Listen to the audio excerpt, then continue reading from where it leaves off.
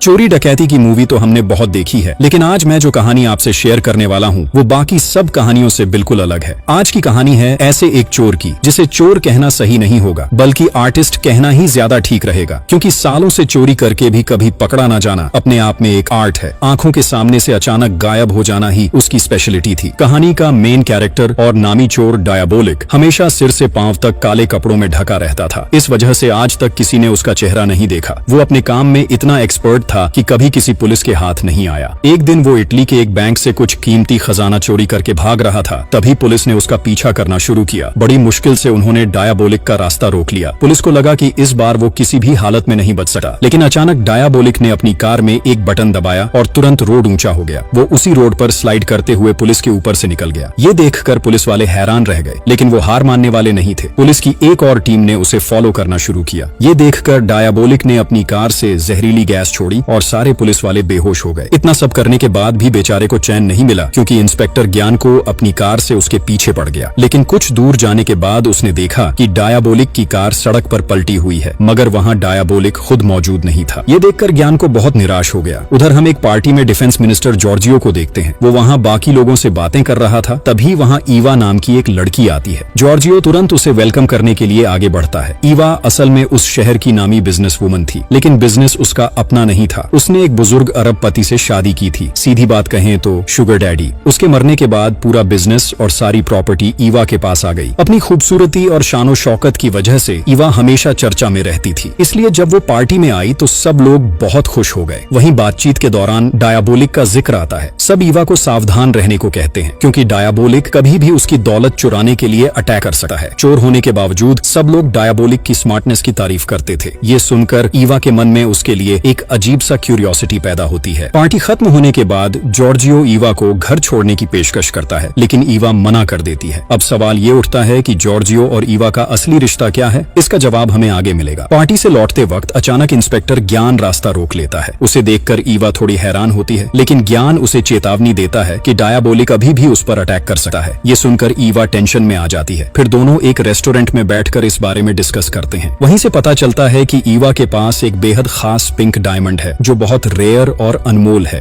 ज्ञान को पूरा यकीन था कि डायबोलिक उसे चुराने जरूर आएगा, इसलिए वो ईवा से उसकी सारी डिटेल्स ले लेता है। वो किस होटल में रह रही है, उसका रूम नंबर क्या है, उसके साथ कोई और है या नहीं। सब कुछ जानने के बाद जाते जाते ज्ञान उसे दोबारा चेतावनी देता है कि किसी पर भी भरोसा मत करना, क्योंकि डायबोलिक का असली चेहरा किसी ने आज तक नहीं देखा। हो सकता है वो होटल का मैनेजर हो, कोई वेटर हो, या फिर खुद ज्ञान भी। ये सुनकर ईवा उसकी बात मान लेती है और ज्ञान वहाँ से चला जाता है। उधर जिस होटल में ईवा रह रही थी, वहाँ पर रॉबर्टो नाम का एक वेटर स्पेशली उसे सर्विस देने के लिए रखा गया था। एक रात रॉबर्टो अपने दोस्तों के साथ गप्पे मार रहा था और ईवा के बारे में बातें कर रहा था। तभी पता चलता है कि उसके रूम के अंदर एक स्पीकर छिपा हुआ है, जिसके जरिए डायबोलिक उनकी सारी बातें सुन रहा था। जैसे ही रॉबर्टो वहाँ से निकलकर घर की ओर रवाना हुआ, कोई शख्स छिपकर उस पर अटैक कर देता है। साफ था कि वो डायबोलिक ही था। उसने रॉबर्टो को मार डाला और उसकी लाश गायब कर दी। इसके बाद स्पीकर में रिकॉर्ड हुई आवाजों को बार बार सुनकर डायबोलिक ने रॉबर्टो जैसी बोलने की प्रैक्टिस शुरू कर दी। तभी पहली बार हमें डायबोलिक का असली चेहरा देखने को मिलता है। फिर सीन बदलता है और हम एलिजाबेथ नाम की एक औरत को देखते हैं। उसका हस्बैंड वॉल्टर कई दिनों से घर नहीं लौटा था, जिससे वो बहुत परेशान थी। एलिजाबेथ उसे बहुत चाहती थी, लेकिन उसका पति कभी उसकी मोहब्बत की कद्र नहीं करता था। यही सोचकर वो और भी उदास हो गई थी। उसकी सहेली उसे समझाती है कि शायद वॉल्टर किसी मुश्किल में है और वो जरूर वापस आएगा। उधर जब ईवा होटल पहुंची तो मैनेजर और बाकी स्टाफ ने उसका शानदार वेलकम किया। वहीं उसकी मुलाकात रॉबर्टो से करवाई गई। ईवा उनसे बातें करके सीधा अपने कमरे की तरफ चली गई और पीछे पीछे रॉबर्टो भी वहां पहुंच गया। लेकिन सवाल ये उठता है कि रॉबर्टो तो कल ही मर चुका था, तो फिर ये आदमी कौन? दरअसल ये असली रॉबर्टो नहीं बल्कि डायबोलिक था, जो रॉबर्टो का रूप धरकर ईवा पर नजर रख रहा था। कमरे में घुसकर जब ईवा नहाने के लिए वॉशरूम में गई तो रॉबर्टो बने डायबोलिक ने मौका पाकर उसका लॉकर खोलने की कोशिश की। उसी लॉकर में वो रेयर पिंक डायमंड रखा हुआ था। मजेदार बात ये थी कि इतनी कीमती चीज इतने आसान लॉकर में रखी गई थी, जिसे डायबोलिक ने कुछ ही मिनटों में खोल लिया। लेकिन बदकिस्मती से जैसे ही वो डायमंड निकालने वाला था, ईवा वॉशरूम से बाहर आ गई। मजबूर होकर डायबोलिक कमरे में छिप गया और वहीं से चुपचाप ईवा को देखने लगा। अचानक ईवा की नजर उस पर पड़ी तो उसने मुस्कुराकर पूछा कि क्या आपको कुछ चाहिए? ईवा ने मना कर दिया और वो चुपचाप वहाँ से निकल गया। उधर उसी रात एलिजाबेथ घर लौटी है और देखती है कि वॉल्टर उसका इंतजार कर रहा है। उसे देखकर एलिजाबेथ बेहद खुश हो जाती है और दौड़कर उसे गले लगा लेती है। तभी पता चलता है कि उसका हस्बैंड वॉल्टर असल में डायबोलिक ही है, लेकिन एलिजाबेथ को इस बारे में कुछ भी पता नहीं नहीं। वॉल्टर उसे बताता है कि वो सिर्फ उससे मिलने आया है और ज्यादा देर रुकना उसके लिए मुमकिन नहीं है क्योंकि उसे बहुत जरूरी काम पर जाना है। ये सुनकर एलिजाबेथ उदास हो जाती है और उसे डिनर के लिए रुकने को कहती है, मगर वॉल्टर उसकी बात नहीं मानता और वहाँ से चला जाता है। उसी शाम ईवा जॉर्जियो से मिलने गई थी। बातचीत के दौरान जॉर्जियो उसके करीब आने की कोशिश करता है, लेकिन ईवा उसे पास नहीं आने देती। इससे जॉर्जियो गुस्से में आ जाता है। तभी पता चलता है कि जॉर्जियो दरअसल ईवा का मंगेतर है और जल्द ही उनकी शादी होने वाली है। लेकिन ईवा को देखकर लगता था कि उनके बीच प्यार नाम की कोई चीज ही नहीं है। वो बड़ी चालाकी से जॉर्जियो को टालकर वहाँ से निकल जाती है। इधर रात के अंधेरे का फायदा उठाकर डायबोलिक ईवा के कमरे में घुसता है और फिर से वही लॉकर खोलने लगता है। लेकिन ठीक उसी समय ईवा वापस लौट आती है। कमरे में दाखिल होते ही उसे अजीब सा महसूस होता है, मानो कोई अंदर मौजूद हो। तभी डायबोलिक पीछे से आकर उसे पकड़ लेता है और डराने की कोशिश करता है। लेकिन हैरानी की बात ये थी कि ईवा बिल्कुल नहीं डरती। उल्टा वो उसे बताती है कि जिस पिंक डायमंड को चुराने वो आया है वो नकली है और असली वाला उसके पास नहीं है। डायबोलिक उसकी बात पर यकीन नहीं करता क्योंकि उसके हिसाब से इतनी अमीर औरत नकली डायमंड पहन ही नहीं सकती। तब ईवा समझाती है कि वो सिर्फ अपनी इज्जत बनाए रखने के लिए नकली डायमंड पहनती है, असली वाला तो उसने बहुत पहले बेच दिया था। फिर भी डायबोलिक को उस पर भरोसा नहीं होता। ईवा उसे चैलेंज करती है कि वो चाहे तो डायमंड चेक कर सकता है। डायबोलिक उसे धमकाता है कि अगर उसकी बात झूठ निकली तो अगली बार वो डायमंड के लिए नहीं बल्कि उसे मारने के लिए आएगा। लेकिन ईवा को इसमें भी कोई डर नहीं लगता, बल्कि वो उसे सिड्यूस करने की कोशिश करती है। असल में डायबोलिक की इतनी चर्चा सुनकर उसके दिल में उसके लिए एक अजीब सी फैंटेसी पैदा हो गई थी। इसलिए जब आज डायबोलिक सामने आया तो वो खुद को रोक नहीं पाई। मगर डायबोलिक इतना आसान शिकार नहीं था। ईवा कुछ करने ही वाली थी कि डायबोलिक अचानक गायब हो गया। उसे देखकर ईवा का इंटरेस्ट और बढ़ गया। अपने सीक्रेट ठिकाने पर जाकर डायबोलिक ने वो डायमंड चेक किया और पाया कि ईवा सच बोल रही थी। डायमंड वाकई नकली था। फिर सीन बदलता है और आधी रात को एलिजाबेथ की नींद खुल जाती है। वो बालकनी में आती है और देखती है कि घर के सामने वाले गार्डन से काले कोट पहने एक अजीब सा आदमी बाहर निकल रहा है। ये देखकर वो बुरी तरह डर जाती है। उसी समय उसे घर के अंदर किसी के कदमों की आवाज सुनाई देती है। उसे लगने लगता है कि कहीं डायबोलिक वापस तो नहीं आ गया। ये सोचकर उसका डर और भी बढ़ जाता है, लेकिन हिम्मत करके वो उस आवाज का पीछा करती है और तभी सामने वॉल्टर आ जाता है। उसे देखकर एलिजाबेथ को थोड़ी राहत मिलती है। वो उसे सारी बातें बता देती है, लेकिन वॉल्टर मानता नहीं। वो उसे समझाता है कि शायद उसने गलत देखा है या ये सिर्फ उसका वहम है। ऊपर से एलिजाबेथ ने उस दिन थोड़ा ड्रिंक भी किया था, तो उसे भी लगने लगा कि शायद सचमुच उसने गलतफहमी में देखा होगा। इसी वजह से वो और कुछ सोचने से बच जाती है। अगली सुबह ईवा जब उठती है तो देखती है कि डायबोलिक उसकी नकली अंगूठी वापस उसके कमरे में छोड़ गया है। ये देखकर ईवा हैरान रह जाती है। रात के अंधेरे में छुपकर अंदर आना तो समझ में आता है, लेकिन सुबह सुबह होटल में घुस आना उसके लिए काफी अजीब था। जिज्ञासा के कारण उसने रॉबर्टो को बुलाया। रॉबर्टो दरअसल बाहर ही खड़ा था और जैसे ही ईवा ने आवाज लगाई वो कमरे में आ गया। सब कुछ ईवा को कंफ्यूजिंग लग रहा था। तभी डायबोलिक ने उसकी सारी उलझन खत्म कर दी। उसने ईवा के सामने ही रॉबर्टो का मास्क उतारकर अपनी असली शक्ल दिखा दी। ईवा उसे देखकर दंग रह गई। ये पहली बार था जब किसी ने डायबोलिक का असली चेहरा देखा। हाँ, एलिजाबेथ ने पहले भी उसका चेहरा देखा था, लेकिन उसे पता नहीं था कि वही डायबोलिक है। यहाँ सबसे बड़ा सवाल ये था कि डायबोलिक ने सबको छोड़कर सिर्फ ईवा को ही अपनी पहचान क्यों दिखाई। असल में ईवा उसे पसंद आने लगी थी। ऊपर से पिछली रात उसने उस पर अटैक किया था, फिर भी ईवा ने किसी से कुछ नहीं कहा। यही देखकर डायबोलिक का उस पर थोड़ा थोड़ा भरोसा बनने लगा। ईवा तो पहले से ही डायबोलिक की तरफ आकर्षित थी, इसलिए उसे सामने देखकर वो खुद को रोक नहीं पाती और दोनों काफी करीब आ जाते हैं। फिर ईवा उससे पूछती है कि क्या अब वो उस पर भरोसा करता है। डायबोलिक कंफ्यूज हो जाता है। उसका दिल ईवा पर यकीन करने को कह रहा था, लेकिन दिमाग मान नहीं रहा था। बातचीत में ये भी सामने आता है कि शुरुआत से ही डायबोलिक ईवा के आसपास घूमता रहा है। यहाँ तक कि पहले दिन जिसने ईवा को डायबोलिक के बारे में सावधान किया था, वो इंस्पेक्टर ज्ञान भी कोई और नहीं बल्कि खुद डायबोलिक ही था। ये सब जानने के बाद ईवा उससे उसका असली नाम पूछती है। डायबोलिक बताता है कि लोग उसे वॉल्टर के नाम से जानते हैं, लेकिन ये भी उसका असली नाम नहीं है। ईवा समझ जाती है कि डायबोलिक कभी भी अपनी असली पहचान किसी को नहीं बताएगा, इसलिए वो जोर नहीं डालती, बल्कि वो उसे अपने बारे में बताना शुरू करती है। ईवा उसे जॉर्जियो के बारे में बताती है। दरअसल ईवा जॉर्जियो से शादी करना बिल्कुल नहीं चाहती, लेकिन विरोध भी नहीं कर सकती क्योंकि जॉर्जियो के पास उसके अतीत की कुछ सीक्रेट डॉक्यूमेंट्स हैं। अगर वो बाहर आ गए तो उसकी इज्जत मिट्टी में मिल जाएगी। जॉर्जियो ने उसे धमकी दी थी कि अगर उसने शादी से मना किया तो वो सारे डॉक्यूमेंट्स पब्लिक कर देगा। मजबूरी में ईवा ने शादी के लिए हाँ कर दी थी। ये सुनकर डायबोलिक उसे आश्वासन देता है कि वो 24 घंटे के अंदर वो सारे डॉक्यूमेंट्स ईवा तक पहुंचा देगा। लेकिन प्रॉब्लम ये थी कि ईवा के पास उससे कांटेक्ट करने का कोई तरीका नहीं था। तब डायबोलिक उसे एक कैफे का एड्रेस और टाइम देकर कहता है कि वो वहाँ उसका इंतजार करे। ईवा पूछती है कि अगर वो अपने असली चेहरे में नहीं आएगा तो उसे पहचान कैसे पाएगी। डायबोलिक बताता है कि वो एक स्पेशल कोड इस्तेमाल करेगा जिससे ईवा उसे पहचान लेगी। दोनों इन सब बातों की प्लानिंग करने लगते हैं। उधर होटल मैनेजर को रॉबर्टो कहीं नहीं मिल रहा रहा था तो उसने पूरे होटल में हंगामा शुरू कर दिया। रिसेप्शन से उसे पता चला कि रॉबर्टो आखिरी बार ईवा के कमरे में गया था और वापस नहीं आया। ये सुनकर मैनेजर को शक होता है और वो तुरंत ईवा के कमरे में पहुंच जाता है। ईवा के पास कोई और रास्ता नहीं बचता तो वो डायबोलिक को अलमारी के अंदर छुपा देती है। फिर दरवाजा खोलकर ऐसे दिखाती है जैसे वो सो रही थी और मैनेजर ने उसकी नींद डिस्टर्ब कर दी। वो बहुत कोशिश करती है कि मैनेजर कमरे में न आए, लेकिन वो जबरदस्ती अंदर घुस जाता है और बहाने से यहाँ वहाँ चेक करने लगता है। बातों बातों में वो ईवा से रॉबर्टो के बारे में पूछता है। ईवा झूठ बोल देती है कि सुबह ब्रेकफास्ट देने आया था और फिर उसकी मुलाकात नहीं हुई, मगर मैनेजर को भरोसा नहीं होता और वो अच्छे से कमरे की तलाशी लेने लगता है। ईवा समझ जाती है कि मैनेजर को शक हो गया है तो वो साउंड कोड से डायबोलिक को सावधान कर देती है। फिर चालाकी से मैनेजर को बाथरूम चेक करने भेजती है और उस मौके पर डायबोलिक को अलमारी से निकालकर कमरे के बाहर भेज देती है। दूसरी तरफ एलिजाबेथ अभी भी पिछले रात की घटना के बारे में सोच रही थी। उसके बार बार दिमाग में यही आ रहा था कि उसने रात को जो देखा वो गलत नहीं था। इसलिए अपने शक को दूर करने के लिए वो गार्डन में जाकर उस रास्ते को ढूंढने लगी। काफी खोजने के बाद सच में उसे वो सीक्रेट रास्ता मिल ही जाता है। तभी एक बटन पर उसका पैर पड़ते ही गार्डन की घास ऊपर उठ जाती है और एक अंडरग्राउंड रूम का दरवाजा खुल जाता है। एलिजाबेथ डरते डरते अंदर जाती है और वहाँ का नजारा देखकर उसकी रूह कांप उठती है। वहाँ कई लोगों के मास्क सजे हुए थे और बहुत तरह के केमिकल रखे थे। ये सब देखकर एलिजाबेथ समझ जाती है कि ये जरूर डायबोलिक का रास्ता है। वो तुरंत पुलिस को खबर देती है और इंस्पेक्टर जानको अपनी टीम के साथ वहाँ पहुँच जाता है। सब कुछ चेक करने के बाद उन्हें यकीन हो जाता है कि एलिजाबेथ का हस्बैंड ही डायबोलिक है। उधर डायबोलिक जब कार से लौट रहा था तभी एक बटन प्रेस करते ही पहाड़ अजीब तरह से खुल जाता है और वहाँ से नया रास्ता निकलता है। ये सब उसने अपने काम की आसानी के लिए बनाया था। वो उसी रास्ते से अपने सीक्रेट अड्डे पर पहुँचता है, लेकिन वहाँ उसके लिए बड़ा सरप्राइज इंतजार कर रहा होता है। इंस्पेक्टर ज्ञान को पहले से घात लगाकर बैठा था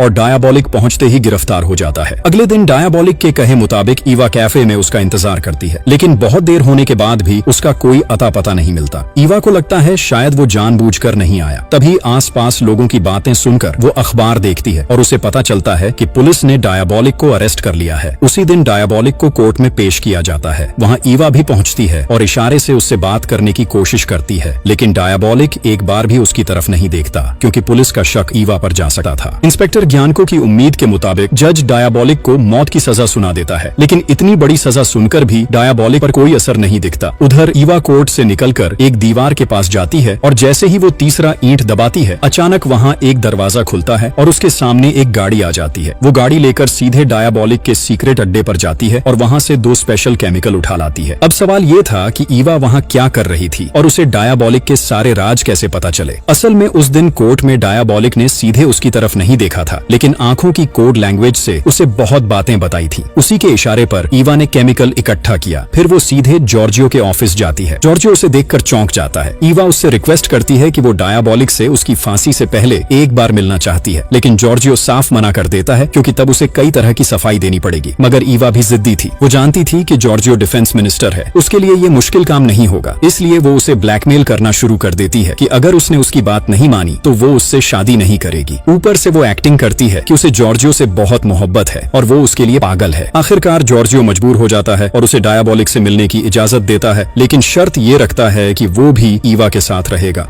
ईवा अब विरोध नहीं करती क्योंकि अब उसके पास कोई चारा नहीं था। फिर दोनों डायबोलिक से मिलने पहुंचते हैं और करीब आधे घंटे तक बातें करके बाहर निकल जाते हैं। अगले दिन दिखाया जाता है कि डायबोलिक की फांसी की तैयारी चल रही है, लेकिन उस वक्त गले में फांसी की रस्सी डालकर लटकाने का सिस्टम नहीं था, बल्कि अपराधियों का गला काटकर मौत की सजा दी जाती थी। तैयारी पूरी होने के बाद जब जल्लाद डायबोलिक को लेकर जा रहा था तब भी उसके चेहरे पर किसी तरह का डर नहीं था। उसे देखकर बिल्कुल भी नहीं लगता था कि वो मरने वाला है। ये देख इंस्पेक्टर जानको को बड़ा अजीब लगता है। तभी बगल में खड़ा एक ऑफिसर कह देता है कि डायबोलिक को देखकर लग रहा है शायद वो ड्रग्स के नशे में बेहोश है। ये सुनकर ही ज्ञानको को शक होता है और वो जोर से झल्लाद को रोकने की कोशिश करता है, लेकिन तब तक बहुत देर हो चुकी होती है। डायबोलिक का सिर उसके शरीर से अलग हो चुका था। धीरे धीरे ज्ञानको उसके पास जाकर मास्क हटाता है और देखता है वो तो डायबोलिक यानी वॉल्टर था ही नहीं बल्कि जॉर्जियो था। ये देखकर ज्ञान को बुरी तरह डर जाता है। उसे 2 बातें खाई जा रही थी। एक, उनकी लापरवाही से डिफेंस मिनिस्टर की मौत हो गई और दूसरा दूसरा डायबॉलिक जैसा खतरनाक क्रिमिनल उनकी पकड़ से भाग निकला। अब सवाल उठता है कि इतनी सिक्योरिटी के बीच डायबॉलिक भागा कैसे? असली रहस्य अब सामने आता है। दरअसल उस दिन ईवा का जॉर्जियो से मिलना और उससे डायबॉलिक से मिलने की परमिशन लेना, ये पूरा प्लान डायबॉलिक का ही था। उसने पहले से अपने और जॉर्जियो के मास्क अपने अड्डे पर बना रखे थे। ईवा वहाँ से सिर्फ केमिकल ही नहीं लाई थी, बल्कि वो मास्क भी लेकर आई थी। फिर डायबॉलिक और ईवा ने मिलकर जॉर्जियो को ड्रग देकर बेहोश किया और उससे ईवा के पर्सनल डॉक्यूमेंट्स कहाँ हैं ये पूछ लिया।